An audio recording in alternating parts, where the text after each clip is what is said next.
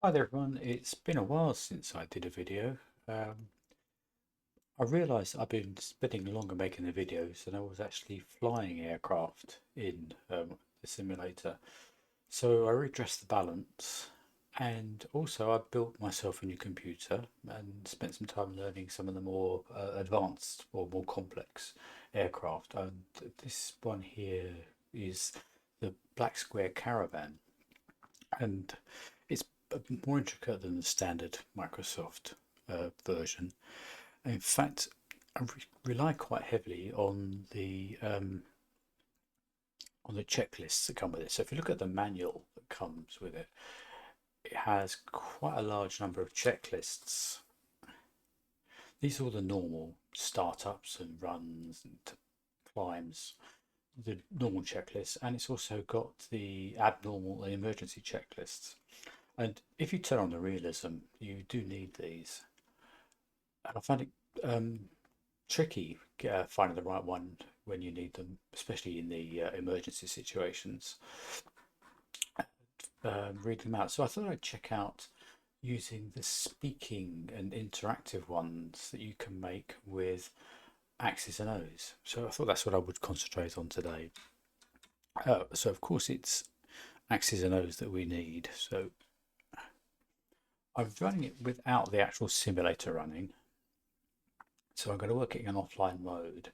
Now you can create a blank profile, just type test or something in here and load it from there. Or I can do what I'm doing here using the caravan, and um, I use that profile, that template, to show you what's going on. I haven't got all my peripherals switched on either, so you'll see something's in red. That means it can't find the hardware that it's related to. But that's okay. This will work for us. So let's demonstrate in action. It uses I'm using the Stream Deck. You can do it with the voice activation. I don't particularly like the speech recognition stuff, so I'm going to just use it with buttons on the Stream Deck. So this is my sort of default caravan profile on the Stream Deck, and here I've got a button that I can use to get through to the various checklists, and there's what, 20 or 30 of them. And these are the standard checklists, and here I've got a link to a folder which has got the emergency ones in. And also on this page I've got some buttons I can press to interact with it, to say that the item is checked, and the voice will move on to the next item. I can pause the list and I can stop the list. Let's show you one in action. If I do the before engine start, so I'm going to click on the actual Stream Deck. Before starting engine check. So it reads out the name of it. Start list. And every time I press the item check, Pre-flight inspection complete. every time I press the item checked, it moves on to the next item. Check. Passenger cabin doors unlocked. And I've also got it printing out here so I can see what's happening, what's going to be next. Check. Cabin doors latched. And built into the automatically built into the checklist function is, if I pause too long, it'll ask again for me Please confirm. to confirm. Cabin doors latched. And if you wait too long, then it'll stop using the list. So if I check that and move on to the next one. Please confirm. Cabin doors latched. Check. Parking brake set. And if I know it's going to take me some time to change something or make a check on something, you can pause the list and then press again. Please confirm. Press again to resume. Parking brake set. Check. Control lock removed. And if you've either loaded the wrong list or you don't need the list anymore, you can press stop and it just cancels that list. So that's what we're going to try and achieve, and I'll show you how it works. So as I showed you before, that the lists are actually all in the sort of PDF of the handbook. So you need to turn that into individual text files for each of the lists. They are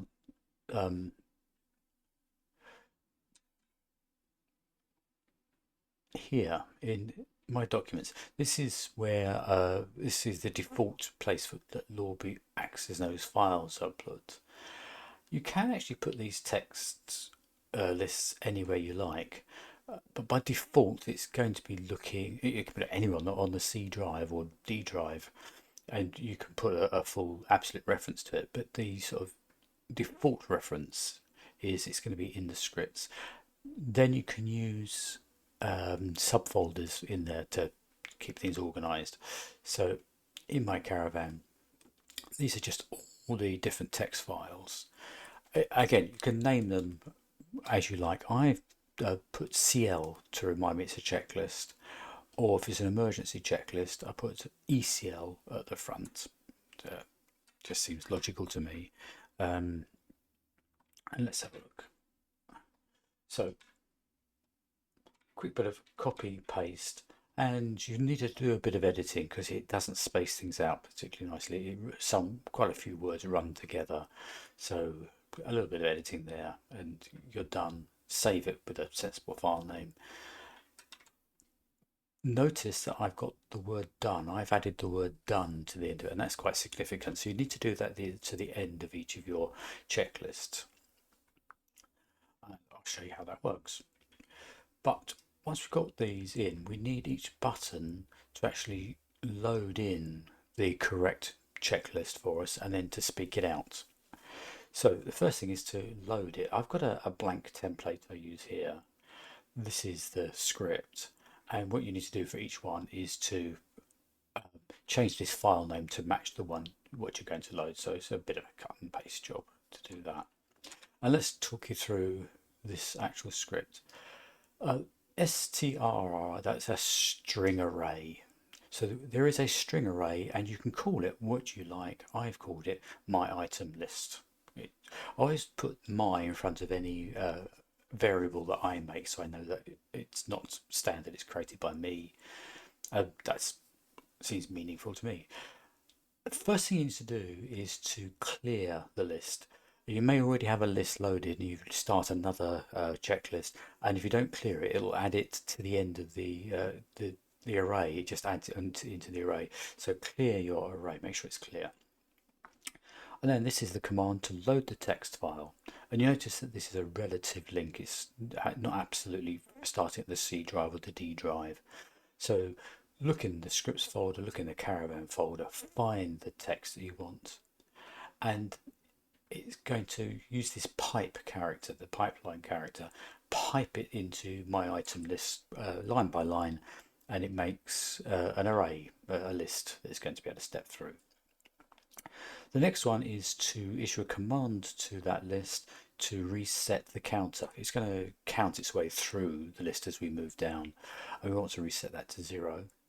And the final thing is to then launch the checklists, the speaking part, the bit of software that's going to actually say the words to us.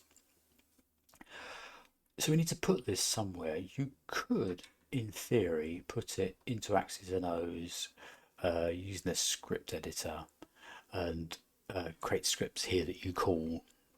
But there's going to be 20 or 30 per aircraft. If you've got a number of aircraft, it's going to fill this up. It's going to be just organization that I don't want to get into. What I actually do is I will copy and paste this and place it in the actual button itself on the Stream Deck.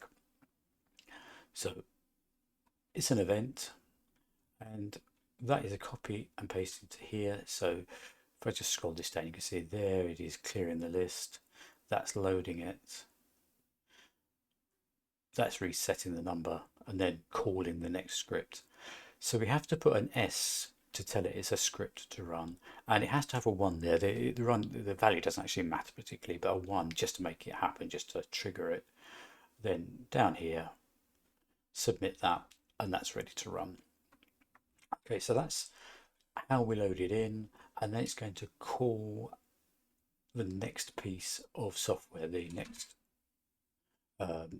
module, whatever you want to call it. This has to be in the scripts folder. It could be in a subfolder within the script, but it must be below the scripts. You can't put it on your another drive or anything like that. So I put it at the top level straight after scripts, because every single script from every aircraft that I'm going to use is going to use this one here.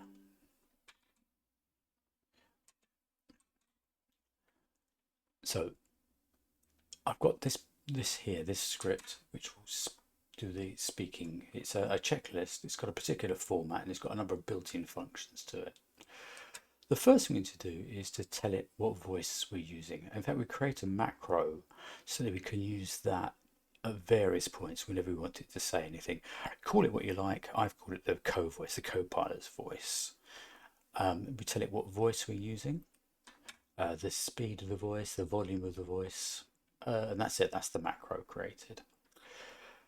Now this voice here, that varies from region to region.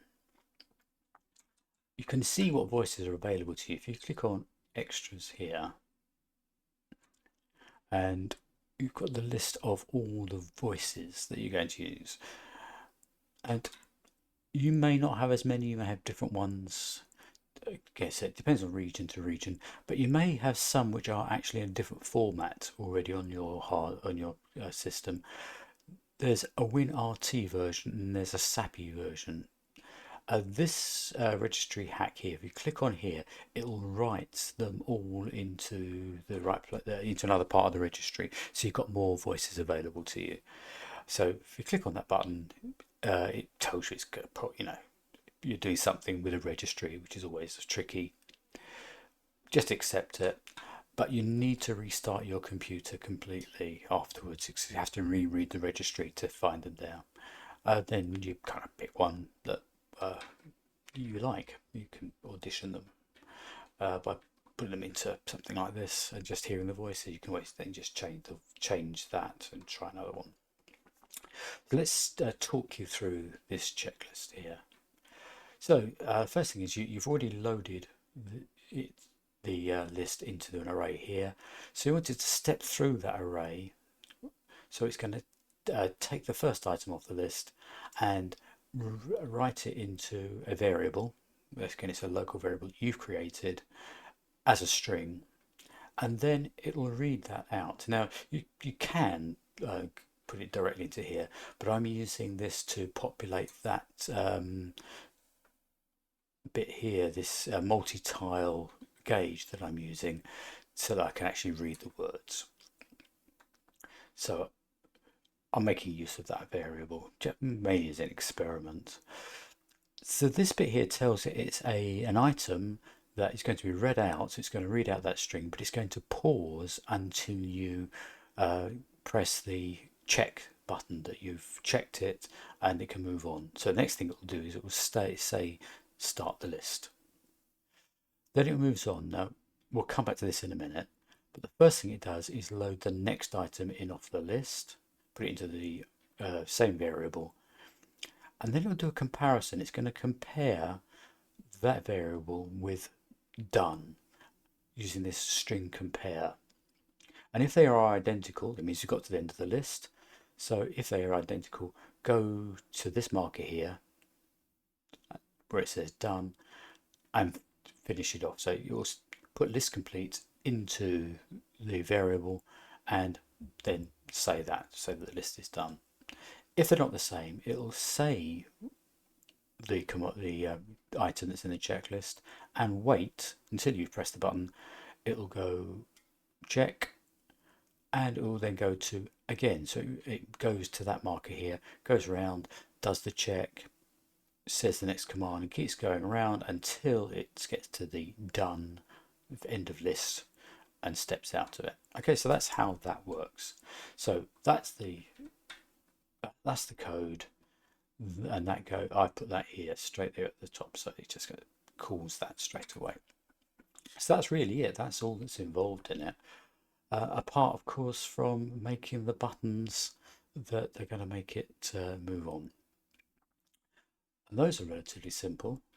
That for the item checked, it's an event, a K event, and it just says AAO, that's Axis and O's underscore CL checklist checked. Make sure you put the value 1 there, and that's it. When you, of course, with these ones here, the Lorbi's Axis and O's extensions, you have to submit them to save them. And then once you press that works.